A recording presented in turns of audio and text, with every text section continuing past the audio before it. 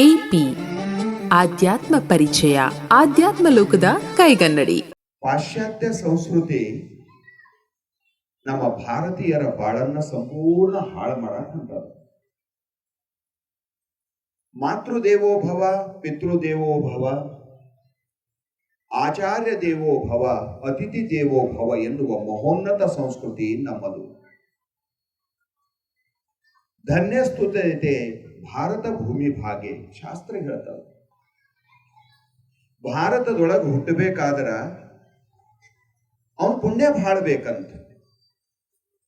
ಸ್ವರ್ಗದ ದೇವತೆಗಳು ಭಾರತದಾಗ ಹುಟ್ಟಾಕ ಅಪೇಕ್ಷೆ ಮಾಡ್ತಾರಂತ. ತುಕಾರಾಮರು ಬರೀತಾರೆ ಈ ಮಾತು, ಸ್ವರ್ಗಾಂಚಿ ಅಮರ ಇಚ್ಛತಾತಿ ದೇವ ಮನುಷ್ಯ ಲೋಕೆ ಭಾವ ಜನ್ಮ ಅಮ್ಮ. ಪವಿತ್ರವಾಗಿರುವ ಈ ಮಾನವ ಜನ್ಮ ತಾಯಿ ತಂದೆಯರಿಗೆ ಮರೆಯುವುದಕ್ಕಿಂತ ಹೆಚ್ಚಿನ ಪಾಪ ಪ್ರಪಂಚದೊಳಗೆ ಮತ್ಯಾವುದು ಇಲ್ಲ.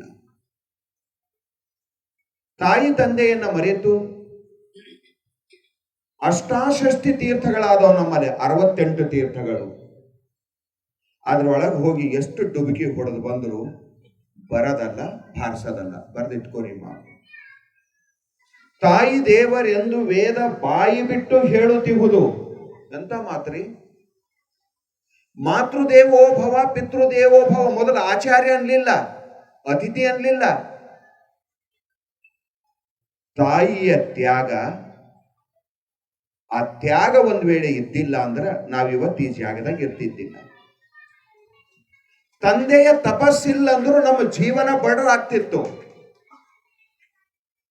ಹುಟ್ಟಿದ ಕೆಲವು ದಿವಸನೊಳಗ ತಾಯಿ ಕಳ್ಕೊಂಡು ಮಕ್ಕಳೇನಿರ್ತಾವಲ್ಲ,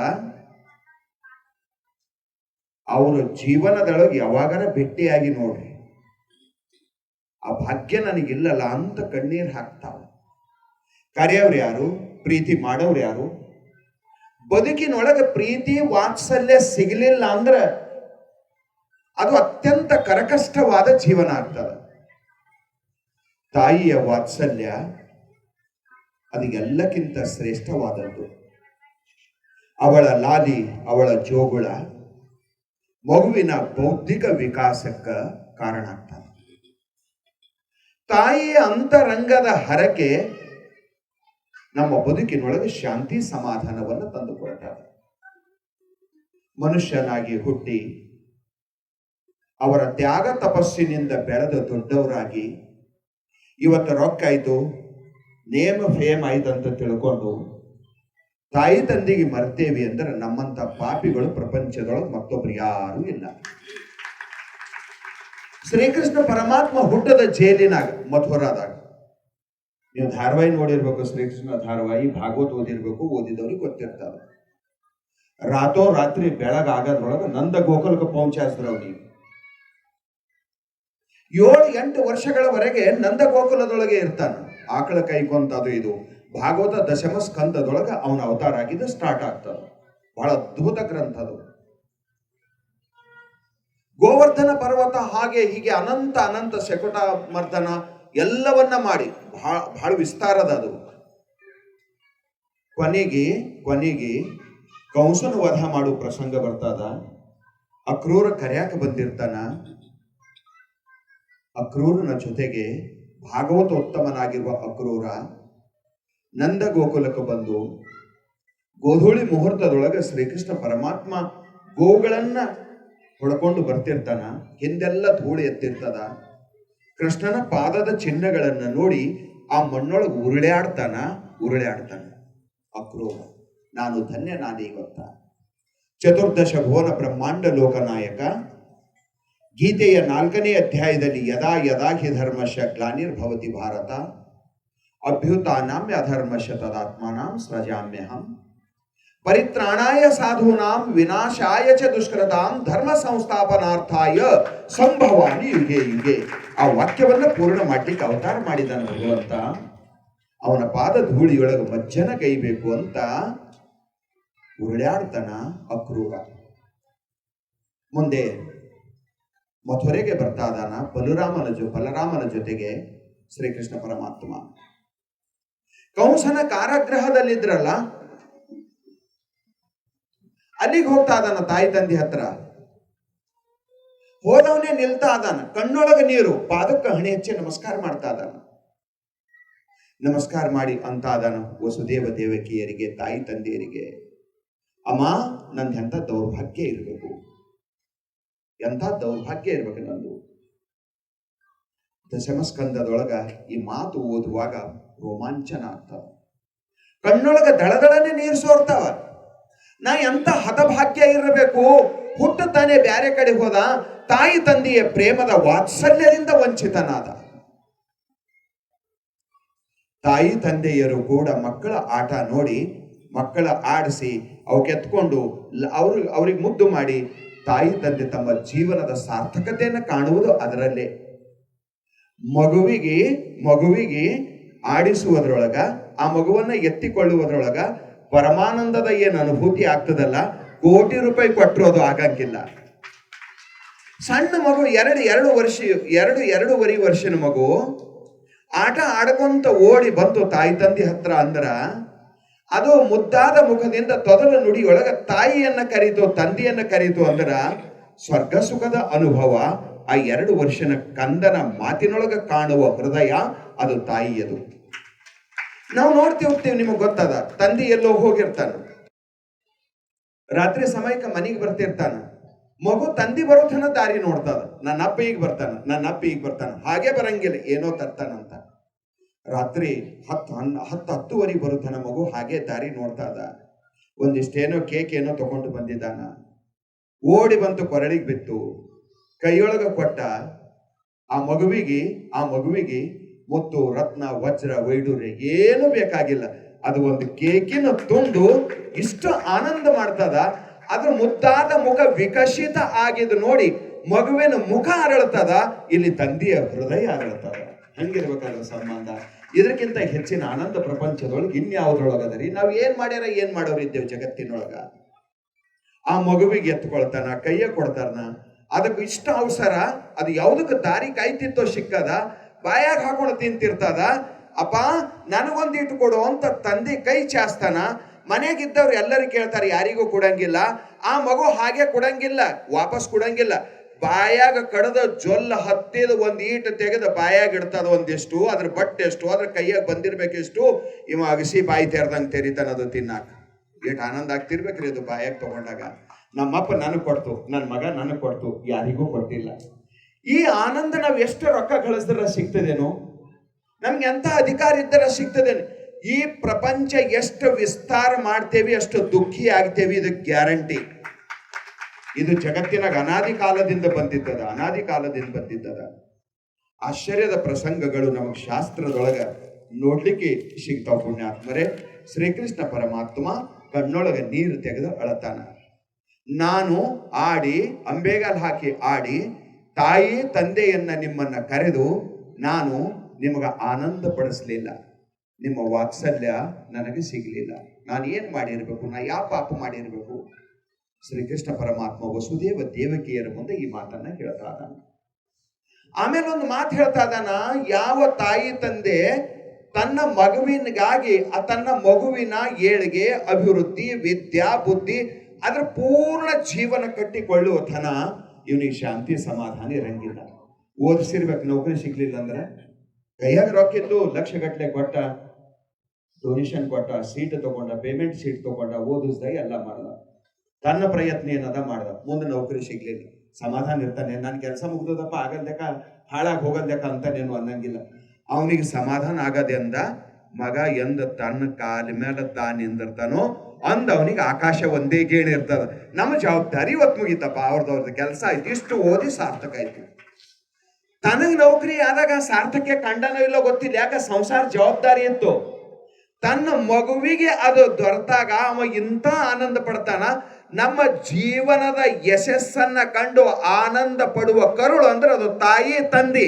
ಹೊರಗಿನವ್ರು ಪೇಡ ತಿಂದ ಮನೆಗೆ ಹೋಗ್ತಾರೆ, ಅವ್ರಿಗೆ ಅಷ್ಟೇ ಸಾಕು. ಅವತ್ತು ಕರಿಬೇಕು, ಒಂದಿಷ್ಟು ಪೇಡೆ ಕೊಡಬೇಕು, ಒಂದಿಷ್ಟು ಪಾರ್ಟಿ ಕೊಡಬೇಕು, ಒಂದಿಷ್ಟು ಕುಣದು ಕುಪ್ಪಳಿಸಿ ಮನೆಗೆ ಹೋದ್ರಂದ್ರೆ ನೀ ಆ ಕಡೆ ಅವ್ರ ಕಡೆ. ಹಾಗಲ್ಲ, ತಾಯಿ ತಂದಿ ಅಂತರಂಗ ಆನಂದದಿಂದ ತುಂಬುತ್ತದ, ಹೃದಯ ಅರಳಿ ಬರ್ತದ. ಅದರ ಸಲುವಾಗಿ ಹೇಳ್ತಾ ಇದ್ದಾರೆ, ತಾಯಿ ತಂದೆಗಿಂತ ಹೆಚ್ಚಿನ ದೇವರಿಲ್ಲ. ತಾಯಿನೇ ದೇವರು, ತಂದಿನೇ ದೇವರು. ಅದಕ್ಕೆ ಮಾತೃದೇವೋ ಭವ, ಪಿತೃದೇವೋ ಭವ. ದೇವ್ರ ಪೂಜೆ ಮಾಡು ಬಿಡು ನಡೀತದ, ಕಾಶಿ ಯಾತ್ರಾ ಮಾಡು ಬಿಡು ನಡೀತದ. ಈಗ ನಡೆದಿದ್ದೇವಲ್ಲ ಎಲ್ಲರೂ ಡುಬ್ಕಿ ಲಗಾಸ್ಲಕ್, ಹೋಗು ಬಿಡು ನಡೀತದ. ನೀ ಅಲ್ಲಿಗೆ ಹೋಗೋ ಜರೂರತ್ತಿಲ್ಲ. ಮನ್ಯಾಗ ವಯಸ್ಸಾಗಿದ್ದು ಅವ್ವ ಅಪ್ಪ ಇದ್ರಂದ್ರೆ ಆ ಗಂಗಾ ಯಮುನಾಗ ನೆನೆಸ್ಕೊಂಡು ಅವ್ರ ಪಾದಕ್ಕೆ ನಮಸ್ಕಾರ ಮಾಡು, ಅಷ್ಟು ಪುಣ್ಯ ಸಿಗ್ತದ. ನಾನು ಆತ್ಮಸಾಕ್ಷಿ ಮಾತಾಡ್ತೀನಿ. ನೀವು ಹೋಗೋ ಜರೂರತ್ತೇ ಇಲ್ಲ. ಅವ್ರ ಪಾದಕ್ಕೆ ನೀವು ಹಣಿ ಹಚ್ಚಿ ನಮಸ್ಕಾರ ಮಾಡು. ಅಮ್ಮ ನೀನೇ ನನಗೆ ಗಂಗಾ, ಅಪ್ಪ ನೀನೇ ನನಗೆ ಗಂಗಾ, ನಿಮ್ಮ ಪಾದದೊಳಗೆ ನಾ ಎಲ್ಲ ಕಾಣ್ತೀನಿ, ನೀವು ಆಶೀರ್ವಾದ ಮಾಡ್ರಿ ಅನ್ರಿ. ನೀ ಭಾವದಿಂದ ಪ್ರಾರ್ಥನೆ ಮಾಡಿ ನಮಸ್ಕಾರ ಮಾಡು. ಆ ಕಣ್ಣು ಅಂಚಿನೊಳಗೆ 2 ಹನಿ ನೀರು ಚಿಮ್ತಾವ. ಆ ನೀರು ತ್ರಿವೇಣಿದಾಗ ಮುಳುಗಿದವ್ರಿಗೆ ಏನು ಪುಣ್ಯ ಸಿಕ್ಕದ, ನಿನ್ನ ಮನೆಗೆ ನಿನಗೆ ಸಿಗ್ತದ. ದೇವ್ರಿಗೆ ಮನೆಯೊಳಗಿಟ್ಟು ನಾವೆಲ್ಲೋ ನಡೆದಿದ್ದೆವು. ಪಂಡ್ರಪುರ ಪಾಂಡ್ರಂಗ ಯಾಕೆ ಬಂದಿಲ್ಲ? ಈಗ ಪಂಡ್ರಪುರಕ್ಕೆ ಜರೂರತ್ ಏನಿತ್ತು? ಕರ್ನಾಟಕದ ಕನ್ನಡ ರಾಜ ಪಂಡರೀಚ ಅಂತ ಅಭಂಗ ಕೇಳಿರ್ಬೇಕು ನೀವು. ಮರಾಠಿ ಸಂತರ ಹಾಡ್ಯಾರ. ಕರ್ನಾಟಕದ ಕನ್ನಡ ರಾಜ ಪಂಡರೀಚ. ನಮ್ಮ ಕರ್ನಾಟಕ ವಿಜಯನಗರ ಸಾಮ್ರಾಜ್ಯ. ಕರ್ನಾಟಕದಿಂದ ಅಲ್ಲಿಗೆ ಹೋದ. ಯಾಕೆ ಹೋದ? ಅಲ್ಲಿ ಒಬ್ಬ ಪುಂಡರಿಕ ಅನ್ನೋ ತಾಯಿ ತಂದಿ ಸೇವಾ ಮಾಡ್ತಿದ್ದ. ಜೀವನದೊಳಗೆ ಪರಿಣಾಮ ಆಯ್ತು, ಪಶ್ಚಾತ್ತಾಪ ಆಯ್ತು. ಮೊದಲು ತಾಯಿ ತಂದಿಗೆ ಏನು ತಿಳಿತಿದ್ದಿಲ್ಲ. ಹೆಣತಿನೇ ಪರದೇವತಾ ಇದ್ದಳು, ಗಜಗೌರಿ ಇದ್ದಂಗಿದ್ದಳಕಿ ದುರ್ಗಿ. ಬಹಳ ಪರೇಶಾನ್ ಇದ್ದ. ಮುಂದೆ ಬಂದು ಪರಿಣಾಮ ಆಯ್ತು. ಊರಿಗೆ ಬಂದು ತಾಯಿ ತಂದಿ ಸೇವಾ ಮಾಡಕ್ಕೆ ಚಾಲು ಮಾಡದ. ಹಿಂಗ ಸೇವಾ ಮಾಡ್ತಿದ್ದ. ಇತಿಹಾಸದಾಗ ಹಂಗ ಸೇವಾ ಮಾಡೋ ಇನ್ನೊಬ್ಬ ಹುಟ್ಟಿಲ್ಲ. ಮಾಡಿದ ತಾಯಿ ತಂದಿ ಸೇವಾ ಅದು ವಜ್ಜಿ ಆಯ್ತು ಪರಮಾತ್ಮನಿಗೆ. ಇವತ್ತಿಗೂ ಜೈಕಾರ ಹೆಂಗ ಹಾಕ್ತಾರೆ ವಾರ್ಕಾರಿ ಸಂಪ್ರದಾಯದವ್ರು, ನಿಮ್ಗೆ ಗೊತ್ತಿರ್ಬೇಕು. ಬಹಳ ಮಜಾ ಅದ. ಅವನ ಹೆಸರೇ ಮೊದಲು ತಗೋತಾರ. ಪುಂಡಲೀಕ ವರದೆ ಹರಿ ವಿಠಲ್ ಶ್ರೀ ಜ್ಞಾನದೇವ ತುಕಾರಾಮ್ ಪಂಡರಿನಾಥ್ ಮಹಾರಾಜ್ ಕಿ ಜೈ. ಲಾಸ್ಟಿಗೆ ದೇವ್ ಮೊದಲ ಹೆಸರು ಯಾರ್ದ್ರಿ? ಪುಂಡರೀಕ. ಯಾಕ್ರಿ? ತಾಯಿ ತಂದಿ ಸೇವಾ ಮಾಡ್ದ ಅದು ಭಗವಂತನ ಮೇಲೆ ಭಾರ ಆಯ್ತಂತ. ಇವ ಯಾರಪ್ಪ? ಗುಡಿಯಾಗ ಹೋಗ ಗಂಟೆ ಹೊಡೆಯೋರಿಗೆ ಬಹಳ ಮಂದಿಗೆ ನೋಡಿನ್ ನಾನು. ರುದ್ರಾಭಿಷೇಕ ಮಾಡೋರಿಗೆ ಬಹಳ ನೋಡಿನ್ ನಾನು. ಹೂ ಪತ್ರಿಗಳು ಏರ್ಸೋರಿಗೆ ಬಹಳ ಮಂದಿಗೆ ನೋಡಿನ್ ನಾನು. ತುಳಸಿ ಏರ್ಸೋರಿಗೆ ಬಹಳ ಮಂದಿಗೆ ನೋಡಿನ್ ನಾನು. ಪಾದಯಾತ್ರಾ ಮಾಡೋರಿಗೆ ಬಹಳ ಮಂದಿಗೆ ನೋಡಿನ್ ನಾನು. ದೇವ್ರಂತ ಅಡಿ ತಿರುಗವ್ರಿಗೆ ಬಹಳ ಮಂದಿಗೆ ನೋಡಿನ್ ನಾನು. ನನ್ನ ದೇವ್ರಂತ ಅವ್ವ ಅಪ್ಪಗೆ ತಿಳ್ಕೊಂಡು ಗುಡಿಸಾಗೆ ಸೇವೆ ಮಾಡ್ತಾನಲ್ಲ ಇವ ಹೊಸ ಹೊನ ಅಂತ ದೇವ್ರು. ಇವನಿಗೆ ನಾನು ನೋಡ್ಬೇಕು. ಈ ಮಂದಿಗೆ ದೇವ್ರಿಗೆ ನೋಡ್ಲಾಕ್ ತಿರುಗ್ತದಂತ, ದೇವ್ರು ಇವನಿಗೆ ನೋಡ್ಲಾಕ ತಿರುಗ್ಲತ್ನಂತ. ಬಹುಶಃ ನೀವು ತುಕಡೇದಾಸರ ಹೆಸರು ಕೇಳಿರ್ಬೇಕು. ಬಹಳ ಮಜಾ. ರಾಷ್ಟ್ರೀಯ ಸಂತ ತುಕಡೇದಾಸ್. ಅವನ್ ಮಾತು ಬಹಳ ಮಜಾ ಬರೀತಾನ. ಒಂದು ಪದ್ಯ ಬರೀತಾನ. ಮಾನುಷ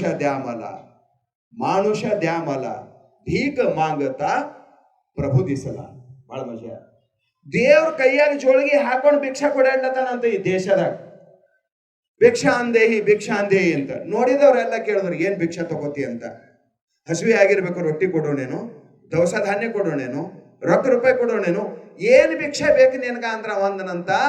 ನನಗ ಅನ್ನೋದು ಅರಿಬಿದು ಬಡತನಿಲ್ಲ, ನಾ ಆ ಭಿಕ್ಷಕ್ ಬಂದಿಲ್ಲ. ನನಗ ಮನುಷ್ಯರ್ ನಿಮ್ಮ ಊರಾಗ ಯಾರ ಇದ್ರೆ ಭಿಕ್ಷಾ ಕೊಡ್ರಿ ಅಂದ್ರಂತ. ಮಾನುಷ ದ್ಯಾಮಲ ಭೀಕ ಮಾಂಗತ ಪ್ರಭು ದಿಸಲ. ಅಡ್ಡಬಟ್ಟಿ ಮಂದಿ ಹರರಲ್ರಿ, ಎಲ್ಲ ಕಡೆ ತಿರುಗಲತ್ತ. ನೀವು ಮನುಷ್ಯರೇ ಭೇಟಿ ಆಗಿಲ್ಲೇನು? ಸಿದ್ದಯ್ಯ ಪುರಾಣಿಕರ ಹಾಡು ಕೇಳಿರಿಲ್ಲ? ಏನಾದರಾಗು ನಿನ್ನ ಒಲವಿನಂತಾಗು ಮೊದಲು ಮಾನವನಾಗು.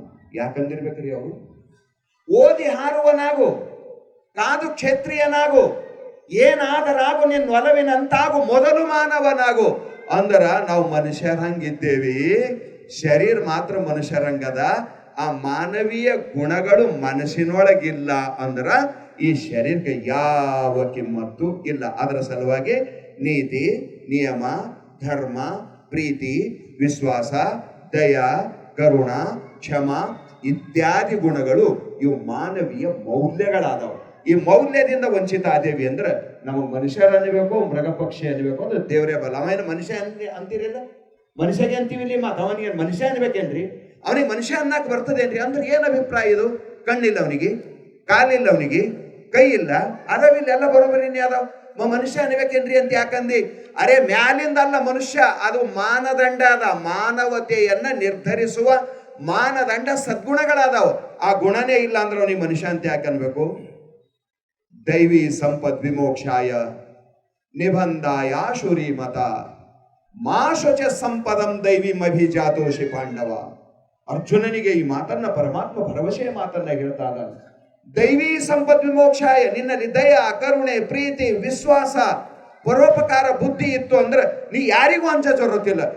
ಇವು ಭಗವಂತನ ಗುಣಗಳಾದವು. ಇವು ನಿನ್ನಲ್ಲಿ ಬಂದು ಅಂದ್ರೆ ನಿನಗೆ ದೇವರಂತೆ ಕರೀತಾರ. ಗುಣವಂತನಿಗೆ ಈ ಭೂಮಿ ಮೇಲೆ ಇನ್ನೊಂದು ಹೆಸರು, ಅವ್ರು ನಮ್ಮೂರಾಗ ದೇವ್ರ ಹರರಿ, ಮನುಷ್ಯರಲ್ಲ. ಹೆಂಗದ ಇದು? ಎದ್ರ ಮೇಲೆ ಅಂದ್ರಿ? ಅವನಿಗೆ ಮನುಷ್ಯ ಅನ್ಬೇಕೇನೋ ಅಂತನೂ ಅಂದವ್ರು ನೀವೇ. ಇವ ಮನುಷ್ಯ ಅಲ್ಲರಿ, ದೇವ್ರ ಅನ್ನೋರು ನೀವೇ. ಎದ್ರ ಮೇಲೆ ಅಂದ್ರಿ? ಅವನಿಗೆ ಮನುಷ್ಯ ಅನ್ಬೇಕೇನ್ರಿ? ದನದಕಿನ ಆಚಕಾದನ ಅಂತ ಅವನಿಗೆ ಕರೆದ್ರಿ. ಇವನಿಗೆ ಮನುಷ್ಯ ಅನ್ಬೇಡ್ದು ಯಪ್ಪ, ಇವನಿಗೆ ದೇವ್ರ ಅನ್ನಬೇಕು ಅಂದ್ರಿ. ಈಟ್ ವ್ಯತ್ಯಾಸ ಮಾಡಿದ ಯಾವುದು ಅಂದ್ರೆ ಅದು ಕೇವಲ ಸದ್ಗುಣಗಳು. ಎಲ್ಲಿ ಗುಣ ಆದಾವ ಅಲ್ಲಿ ಪೂಜ್ಯತ ಅದ. ಗುಣ ಪೂಜಾ ಸ್ಥಾನಂ ನಚವಯ ನಚಲಿಂಗ. ಬಹಳ ಸುಂದರವಾದ ಮಾತನ್ನ ಹೇಳ್ತಾ ನಮ್ಮ ಭಾಗವತದಲ್ಲಿ ಒಂದು ಪ್ರಸಂಗ ಬರ್ತದ, ಅದನ್ನ ಹೇಳ್ತೀನಿ. ನಾಭಾಗ ಅನ್ನುವಂತ ಒಬ್ಬ ಭಾಗವತದ ದಶಮಸ್ಕಂದದ 4ನೇ ಅಧ್ಯಾಯದೊಳಗ ಈ ಪ್ರಸಂಗ ಬರ್ತದ. ಅವ ಬಹಳ ಸಾತ್ವಿಕ ಮನುಷ್ಯ, ಬ್ರಹ್ಮಚಾರಿಯಾಗಿ ದೇಶ ಪರ್ಯಟನಕ್ಕೆ ಹೋಗ್ತಾನೆ. ಉಳಿದ ಅಣ್ಣತಮ್ಮರು ಇರ್ತಾರೆ. ಅವ ಬಹಳ ವರ್ಷ ಹೋದ. ಗುಡಿ ಗುಂಡಾರು, ದೇವತಾ, ಸಾಧು ಸೇವಾ, ಹಾಗೆ ಹೀಗೆ ಗಂಗಾ ತಟದ ವಾಸ, ಪುಣ್ಯಕ್ಷೇತ್ರಗಳಲ್ಲಿ ಸಂಚಾರ, ಪುಣ್ಯ ಕಾರ್ಯಗಳನ್ನು ಮಾಡ್ಕೊಂತ ಹೋದ. ಒಂದು 20 ವರ್ಷ ಬರಲೇ ಇಲ್ಲ ಅವ ವಾಪಸ್. ಉಳಿದಿದ್ದ ಅಣ್ಣತಮ್ಮರು ಏನಂದ್ರೆ ಅವನಿಗೇನು ದಾರಿ ನೋಡೋದದ, ಈಗೇನು ದಾರಿ ನೋಡೋದು ಬೇಡ, ಆಸ್ತಿ ಎಲ್ಲ ನಾವು ಹಂಚ್ಕೊಂಡ್ರೆ ಆಯ್ತು ಅಂತ ತಿಳ್ಕೊಂಡು ಎಲ್ಲರೂ ಪಾಲ ಮಾಡ್ಕೊಂಡ್ರಿ. ಇವ್ರಿಗೇನು ಇಟ್ಟಿಲ್ಲ. ಆದ್ರೆ ಒಬ್ಬ ಬಂದ, ಅಲ್ಲೋ ನಾವೇ ತಗೊಂಡೇವೆಲ್ಲ, ಅವ ನಾಳೆಗೆ ಬಂದ್ರೆ ಏನ್ ಕೊಡ್ಬೇಕು ಅಂದ್ರೆ ಅವೆರಡು ಮುದುಕಿ ಅವೆಲ್ಲ ಅವಕ್ಕೆ ಅವನಿಗೆ ಕೊಟ್ರ ಆಯ್ತು ಅಂದ್ರ. ಇದು ಆದ ಘಟನಾ ಭಾಗವತದಾಗ ಬರೀತಾನೆ. ಇದು ಉಳಿದಿದ್ದೆಲ್ಲ ಆಸ್ತಿ ಅವ್ರು ಹಂಚ್ಕೊಂಡ್ರು, ಮುದುಕಿಗೆ ನಾಭಾಗನಿಗೆ ಕೊಟ್ರು. ಬಂದವ ಮನೆಗೆ. ಅವ ಕೇಳ್ತಾನ, ನೀವು ಅಣ್ಣ ತಮ್ಮರು ಇದ್ದ ಆಸ್ತಿಯೆಲ್ಲ ಹಂಚ್ಕೊಂಡಿರಿ, ನಾ ಎಲ್ಲಿಗೆ ಹೋಗ್ಲಿ ಅಂತ. ಅವ್ರಂದ್ರೆ ನಿನ್ನ ಪಾಲಕ ಅವ್ವ ಅಪ್ಪ ಅದಾವ ನೋಡು, ಆ ಕಡೆ ಹೋಗುವಂತ. ಅಲ್ಲಿ ಹೋಗಿ ತಂದೆ ಮುಂದೆ ನಿಂತು ಕೇಳ್ತಾ ಅದನ್ನ ನಾಭಾಗ, ತಂದೆ ಅವರೆಲ್ಲರೂ ಆಸ್ತಿ ತಗೊಂಡಿದಾರ, ನನ್ನ ಪಾಲಿಗೆ ನಿನಗೆ ಬಿಟ್ಟಿದಾರಂತ, ನನಗೇನೇನು ಇಲ್ಲ, ನಾ ಏನು ಮಾಡ್ಲಿ ಅಂದಾಗ ತಂದೆ ಕಣ್ಣೊಳಗೆ ನೀರು ತಂದು ಒಂದು ಮಾತಾಡ್ತಾ ಇದಾನ. ನೀ ಏನೋ ಚಿಂತೆ ಮಾಡೋ ಜರತಿಲ್ಲ. ಒಬ್ಬ ರಾಜ ಯಜ್ಞ ಮಾಡ್ತಾ ಇದಾನ. ಅದು ಯಜ್ಞ ಪೂರ್ಣ ಆಗಲ್ಲ ಹೋಗ್ಯದ. ಅದ್ರೊಳಗೆ ಯಾವ ಮಂತ್ರ ಸರಿಯಾಗಿ ಅಂದ್ರೆ ಅದು ಪೂರ್ಣ ಆಗ್ತದೋ ಆ ಮಂತ್ರ ಪೂರ್ಣ ಅಂತ ಇಲ್ಲ. ಅದಕ್ಕೆ ನಾವೊಂದು 2 ಬರೆದು ಕೊಡ್ತೀನಿ. ಅವು ಹೋಗನು, ಆ ಯಜ್ಞ ಪೂರ್ಣ ಆಗ್ತದ, ಗಂಟೆ ಹೊಡಿತದ, ಅಲ್ಲಿ ಏನು ಉಳಿತದ ಅದೆಲ್ಲ ನಿನಗೆ ರಾಜ ಕೊಡ್ತಾನೆ, ಬಂಗಾರು, ಬೆಳ್ಳಿ, ಮುತ್ತು, ರತ್ನ, ಹೋಗು ಅಂತ. ಅವ ವಾಪಸ್ ಬರ್ತಾ ಇದಾನಲ್ಲ, 2 ತಂದೆ ಆಸ್ತಿ ತಗೊಂಡ್ರ ಅವರು 2 ಮಂತ್ರಗಳ ಕೊಟ್ಟು ಇವನಿಗೆ ಶ್ಲೋಕಗಳ ಮಂತ್ರ, 1-2 ಉದ್ದನ, 1-4 ಇಲ್ಲಿ ನನ್ನ ಮಂತ್ರ ಬರೆದು ಕೊಡ್ತಾನೆ. ಅವ ನಾಭಾಗ ಅಲ್ಲಿ ಬಂದ ಯಜ್ಞ ಪೂರ್ಣ ಆಗ್ತಾ ಇದ್ದಿಲ್ಲ, ಅವ್ರಿಗೆ ಚಿಂತೆ ಇತ್ತು. ಅವ ಮಂತ್ರಗಳನ್ನಂದ, ಗಂಟೆ ಬಡಿತು, ಯಜ್ಞ ಪೂರ್ಣ ಆಯ್ತು, ಪೂರ್ಣಾಹುತಿ ಮಾಡಿದ್ರು. ಆಮ್ಯಾಲ ಇದ್ದ ಆಸ್ತಿ ಎಲ್ಲ ಅವನಿಗೆ ಬಿಟ್ಟುಕೊಟ್ಟ. ಆ ಸಮಯದೊಳಗ ಕರಿವೇಷದಿಂದ ಒಮ್ಮ ಡಮರು ತಗೊಂಡು ಬಾರಿಸ್ಕೊತ ಬಂದನು. ಜಗಳ ಬಿತ್ತು. ದಕ್ಷ ಬ್ರಹ್ಮನ ಯಜ್ಞದೊಳಗ ಯಜ್ಞ ಮುಗಿದ ಮೇಲೆ ಯಜ್ಞ ಶಿಷ್ಟವಾಗಿ ಏನೇನು ಉಳಿತದ ಅದೆಲ್ಲ ಶಿವನ ಪಾಲಕ್ಕೆ ಹೋಗ್ಬೇಕು ಅಂತ ನಿರ್ಣಯ ಆಗಿದ್ದದ. ಇದು ನನ್ನ ಪಾಲ ಅಂತ ಕುಂತವ.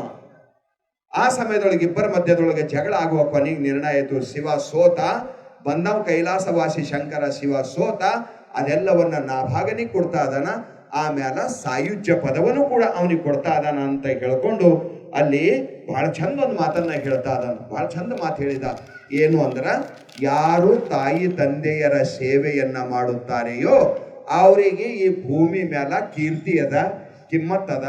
ಆಮೇಲೆ ಏನಪ್ಪಾ ಅಂದ್ರ ಅವ್ರಿಗೆ ಪ್ರಪಂಚದೊಳಗು ಏನೂ ಕಂಬಿಳಂಗಿಲ್ಲ. ರೊಕ್ಕಿನಿಂದ ಶ್ರೀಮಂತ ಆಯ್ತಾರ ಇಲ್ಲ ಗೊತ್ತಿಲ್ಲ, ಗುಣದಿಂದ ಶ್ರೀಮಂತ ಆಗ್ತಾರ, ಮನಸ್ಸಿನಿಂದ ಶ್ರೀಮಂತ ಆಗ್ತಾರ, ಶಾಂತಿ ಸಮಾಧಾನ ಅವರಿಗೆ ಸಿಗ್ತದೆ. ತಾಯಿ ತಂದೆ ಹರಕೆ ಎಲ್ಲಕ್ಕಿಂತ ದೊಡ್ಡದು. ಉಸುರು ಕಳಕಳಿ ಅಂತ ನಮ್ಮಲ್ಲಿ 2 ಶಬ್ದಗಳದಾವ. ಕಬೀರ್ ಒಂದು ಮಾತು ಬರೀತಾನ, ದುರ್ಬಲಕೋ ಮತ ಸತಾಯೇ ಜಾಕಿ ಮೋಟಿ ಹಾಯ್ ಬಿನಾ ಜೀವಕಿ ಹಾಯ್ ಸೇ ಲೋಹ ಭಸ್ಮ ಹೋ ಜಾಯ್. ಎಚ್ಚರಿಕೆ ಕೊಡ್ತಾನೆ ಕಬೀರ್. ಹಿಂದಿನ ಕಾಲ ಒಕ್ಕಲತನ ಸಾಮಾನು ಮಾಡಿಸ್ಲಿಕ್ಕ ಕಂಬಾರ್ ಮನೆಗೆ ಹೋಗ್ತಿದ್ರು, ಇಸಡ್ಯಾರ ಮನೆಗದು. ಅಲ್ಲೆಲ್ಲ ಕಟ್ಟಿಗೆ ಅದೆಲ್ಲ ಹಾಕಿ ಒಂದು ದನದ ತೊಗಲಿಂದ ಒಂದು ಚೀಲ ಮಾಡಿದಂಗೆ ಇರ್ತಿತ್ತು. ಮುಂದೊಂದು ಬಿದಿರು ಪಾಲ್ಯ ಕಟ್ಟಿ ಕೊಡ್ತಿದ್ರು. ಇವ ಸಾಮಾನು ಮಾಡ್ಬೇಕಾದ್ರೆ ಬೆಂಕಿ ಬೇಕು. ಇವ ಎದ್ರ ಕುಂತಂದು ಹಗ್ಗ ಕಟ್ಟಿ ಕೊಡ್ತಿದ್ರು, ನೀವು ನೋಡಿದವ್ರು ನೋಡಿರ್ಬೇಕು. ಅವ ಹಿಂಗೆ ಎಳಿಬೇಕು, ಅದು ಸತ್ತ ದನದ ತೊಗಲಿರ್ತಿತ್ತು. ಅವ ಎಳಿತಾ ಇದ್ದಾಗ ಸತ್ತ ದನದ ತೊಗಲಿನೊಳಗಿಂದ ಬಂದ ಗಾಳಿ ಆ ಬೆಂಕಿ ಪುಟು ಆಗ್ತಿತ್ತು. ಗಟ್ಟಿಯಾಗಿರುವ ಕಬ್ಬಿಣ ಕೆಂಪಗಾಗ್ತಿತ್ತು.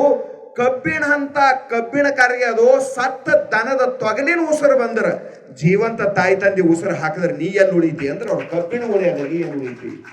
ಇದು ಕಬೀರನ ಮಾತದ. ಅದರ ಸಲುವಾಗಿ ತಾಯಿ ತಂದೆಯರ ಹರಕೆ ಪ್ರಪಂಚದೊಳಗೆ ಎಲ್ಲಕ್ಕಿಂತ ದೊಡ್ಡದಾದ, ಅದಕ್ಕಿಂತ ಹೆಚ್ಚಿಂದ ಯಾವುದೂ ಇಲ್ಲ. ನನಗೆ ಬಹಳ ಆನಂದ ಅನಿಸ್ತು ಈ ಕಾರ್ಯಕ್ರಮಕ್ಕೆ ಬರಲಿಕ್ಕೆ. ರಾಘವೇಂದ್ರ ಪ್ರತಿ ಸಾರಿ ಕರೀತಿರ್ತಾರೆ, ನಾ ಎಲ್ಲರೇ ಹೋಗಿರ್ತೀನಿ. ಬಹುಶಃ 3 ವರ್ಷ 4 ವರ್ಷ ನಂತರನೇ ಬಂದಿರ್ಬೇಕು ನಾನು ಇಲ್ಲಿಗೆ. ಏನೇ ಆಗಲಿ ನನಗೆ ಬಹಳ ಆನಂದ ಅನಿಸ್ತು. ಎಲ್ಲರ ಮೇಲೆ ಇದು ಜವಾಬ್ದಾರಿ ಇದೆ. ನಾನು ಹೀಗೊಂದು ಮಾತು ನಿಮ್ಮೆಲ್ಲರ ಮುಂದೆ ಪ್ರಾರ್ಥನೆ ಮಾಡ್ತಾ ಇದ್ದೀನಿ, ತಾಯಿ ತಂದೆಯರ ಬಗ್ಗೆ ಕಾರ್ಯಕ್ರಮಗಳು ಹೆಚ್ಚಾಗಬೇಕು. ಇದು ಜಾಗೃತಿ ಅಭಿಯಾನ ಆದಂಗೆ ಆಗ್ಬೇಕು. ಯಾಕಂದ್ರೆ ನಮ್ಮ ಸಂಸ್ಕೃತಿನೇ ಲುಪ್ತ ಆಗ್ಲತ್ತದ. ದಿನ ಮುಂಜಾನೆ ಎದ್ದ ಅವ್ವ ಅಪ್ಪಗೆ ನಮಸ್ಕಾರ ಮಾಡುವಂತ ನಮ್ಮ ಈ ದೇಶದೊಳಗ ಶಟದ ತಿರುಗುವಂತ ಪಾಳಿ ಬಂದದ. 10-12 ಎದ್ದು ಮನುಷ್ಯ ನಮಸ್ಕಾರ ಏನ್ ಮಾಡ್ತಾನ್ರಿ? 1 ಗಂಟೆ ತನ ಟಿವಿ ನೋಡ್ಕೋತ ಕುಂತ ಮುಂಜಾನೆ 5 ನಿಮಿಷನಾಗ 5ಕ್ಕೆ ಹೇಳಕ್ ಸಾಧ್ಯ ಅದ? 3:15 4:15 ತನ ಅಥವಾ 4:20 ತನ ಋಷಿಗಳು ತಪಸ್ಸು ಮಾಡುವಂತ ಬ್ರಾಹ್ಮಿ ಮುಹೂರ್ತದು. ಅದಕ್ಕೆ ಇದ್ದಟ್ ಕಿಮ್ಮತ್ ಎದರಾಗೂ ಇಲ್ಲ. ಸಾಧನ ಮಾಡ್ಯಾರ, ಎಲ್ಲರೂ ದೇವರಿಗೆ ಪಡೆದಾರ ಅದೇ ಸಮಯದೊಳಗೆ ಬ್ರಾಹ್ಮಿ ಮುಹೂರ್ತ. ಅದು ಭಗವಂತ ಹೇಳ್ದ, ಯಾ ನಿಶಾ ಸರ್ವಭೂತಾನಿ ಜಾಗೃತಿ ಸಂಯಮೇಂದ್ರಿ. ನಾವೇಟಕ್ಕೆ ಹೇಳತ್ತಿದ್ದೇವೆ ಈಗ? ನಮ್ಗೆ ರೋಗ ಎಸ್ ಬಂದಾವ ಅದ್ರ ಮೇಲೆ ವಿಚಾರ ಮಾಡ್ಕೋರಿ. ಆಗಿಂದೆ ಸೂರ್ಯ, ಆಗಿಂದೆ ಚಂದ್ರ, ಎಲ್ಲ ಅದೇ ಭೂಮಿ, ಅದೇ ಬೆಳಿ, ಅದೇ ಎಲ್ಲ ಅದ. ಈಗಿಟ್ಟು ಔಷಧ ಒಬ್ರು ಜಾಸ್ತಿ ಹಾಕ್ಲತ್ತಿರ್ಬೇಕು. ಮಂದಿನೂ ಕಂಡಬಟ್ಟಿ ಆಗಿದೆವು. ಸಾವಯವ ಮಾಡಿದ್ರೆ ಅನ್ನನೇ ಸಿಗಂಗಿಲ್ಲ. ಇದನ್ನು ದೊಡ್ಡ ಪಚಿತಿನೇ ಅದ. ಹೆಂಗಾಗ್ತದ್ರಿ? ಹೆಂಗಾಗ್ತದ? ಹೈಬ್ರಿಡ್ ಬಂದದ. ನಾವು ಹೈಬ್ರಿಡ್, ಬೆಳೆದು ಹೈಬ್ರಿಡ್, ತಿನ್ನೋದು ಹೈಬ್ರಿಡ್, ಅದಕ್ಕೆ ಆಯುಷ್ಯನೂ ಕಡಿಮೆ. 50 ವರ್ಷಕ್ಕೆ ಮತ್ತೆ ನಡೆಯದೆ ಎಲ್ಲ ಇಲ್ಲಿಗೆ ಬಂದು ಕುಂತದ. ಹಳೆ ಮಂದಿ ಸಿಗೋದು ಬಹಳ ಕಠಿಣದ. ಈಗ ನಾನು ಯಾಕೆ ಈ ಮಾತು ಹೇಳ್ತಾ ಇದ್ದೀನಿ ಅಂದ್ರ, ಏನೇ ಇರಲಿ ಪ್ರಪಂಚದೊಳಗೆ ಶಾಂತಿ, ಸಮಾಧಾನ, ಆನಂದ ಅದು ತಾಯಿ ತಂದೆಯರ ಹರಕೆಯೊಳಗದ. ನಮಗೆ ನೋಡಿ ಅತಿ ಆನಂದ ಪಡ ಜೀವನು ತಾಯಿ ತಂದಿನೇ. ನಮಗೆ ಯಾರೂ ಆಶೀರ್ವಾದ ಮಾಡಂಗಿಲ್ಲ. ಯಾರು ಪ್ರೀತಿ ಮಾಡ್ಯಾರ ಅಂದರೂ ಸಹಿತ ಅದು ನಾಟಕ ಅದ, ಅದ್ರಾಗ ಸ್ವಾರ್ಥ ಅದ. ಇದು ಪಕ್ಕ ತಿಳ್ಕೊರಿ. ಜಗತ್ತಿನಾಗ ಯಾರ್ಯಾಕೆ ಮಾಡೋರು? 2 ಜೀವ ಅವ್ವ ಅಪ್ಪಗೆ ಬಿಟ್ಟು ಪ್ರಪಂಚದೊಳಗೆ ಯಾರಿಗಾರ ಜೀವ ಮಾಡ್ಯಾರನ್ರಿ, ಅದು ಕೇವಲ ಮತ್ಲಬ ಅದ. ಏನೋ ಸ್ವಾರ್ಥ ಅದ ಅಲ್ಲಿ. ನಿನ್ನ ಸಲುವಾಗಿ ಯಾರು ಪ್ರೀತಿ ಮಾಡಂಗಿಲ್ಲ, ನಿನ್ನ ಸಲುವಾಗಿ ಯಾರು ಮಾಡಂಗಿಲ್ಲ. ಅಲ್ಲಿ ಏನೋ ಸ್ವಾರ್ಥ ಅದ. ಸುಮ್ಮನೆ ಯಾರಿಗಾರ ನಮಸ್ಕಾರ ಮಾಡಿ ನಿಮಗೆ ನಡ್ರಿ ಹೋಟೆಲ್ಗೆ ಚಾವು ಉಪ್ಪಿಟ್ಟು ಮಾಡಿಸ್ತಾನ ದಡ್ಡನಮ್ಮ. ರೊಕ್ಕಿನ ಮೇಲೆ ಪ್ರಾಣ ಇರ್ತದ, ಪೈಸಾಹಿ ಪರಮೇಶ್ವರ ಅದ. ರೊಕ್ಕ ಬಿಡು ಅಂದ್ರೆ ಜೀವ ಬಿಡೋದಕ್ಕಿಂತ ಹೆಚ್ಚಿಂಗ್ ಆಗ್ತದ. ಅಂತ ಮನುಷ್ಯ ನಿನ್ನ ಕರ್ಕೊಂಡೊಯ್ದು ಸಾವಿರಾರು ರೂಪಾಯಿ ಖರ್ಚು ಮಾಡ್ತಾನಂದ್ರೆ ನಿನ್ ತಲೆ ಮುಂದೆ ಬೋಳಿಸ್ತಾನಂತ ನೀ ಪಕ್ಕ ತಿಳ್ಕೊ. ನಿನಗೆಲ್ಲರ ಖಡ್ಡದಾಗ ಚಲ್ತಾನ, ನಿನಗೆಲ್ಲರ ಕೋರ್ಟಿಗೆ ಸಾಕ್ಷಿ ಹೇಳಕರ ಕರ್ಕೊಂಡು ಹೋಯ್ತಾನ, ನಿನಗೆ ಯಾವನಿಗಾರ ಜಗಳ ಆಡ್ಲಕ್ಕಾರ ಕರ್ಕೊಂಡು ಹೋಯ್ತಾನ, ನಿನಗೆ ಏನಾರ ಮಾಡ್ಲಕ್ ಹಸ್ತಾನ, ನಿನ್ನಿಂದ ನಿನಗೆ ಯಾರ ಪರಿಚಯ ಇದ್ರಂದ್ರೆ ವಸೂಲಿರಿ ಹಸ್ತಾನ, ನಿನಗೆ ಏನಾರ ಮಾಡ್ತಾನ. ನಿಂದಿಂದ ಏನಾರ ಫಾಯ್ದಾ ಆಯ್ತದ ಅಂದರೆ ನಿನ್ನ ಕರೆದ ಚಾ ಕುಡಿಸ್ತಾನ. ನಿಂದ ಏನು ಅವನು ಸ್ವಾರ್ಥ ಸಾಧಿಸಲ್ಲ ಅಂದ್ರೆ ನೀ ಎದ್ರ ಹೊಂಟ್ರ ಹಾದಿ ಬದಲಾಸಿ ಹೋಗ್ತಾನ. ಹೋಟೆಲ್ದಾಗೆ ಕುಂತೀನೋ ಅಂದ್ರೆ ಬೆನ್ನು ನಿನ್ನ ಕಡೆ ಮಾಡಿ ಚಾ ಕುಡಿತಾನ. ಬಾನದರ ಧೂರಿನ ಮಾತು ಉಳಿತದು. ಅಂದಮೇಲೆ ಜಗತ್ತು ಸ್ವಾರ್ಥದ. ಇದು ಸ್ವಾರ್ಥಕ್ಕೆ ಬಿಟ್ಟರೆ ಜಗತ್ತಿಲ್ಲ. ಜಗತ್ತಂದ್ರೆ ಸ್ವಾರ್ಥ ಅಂದ್ರೆ ಜಗತ್ತು.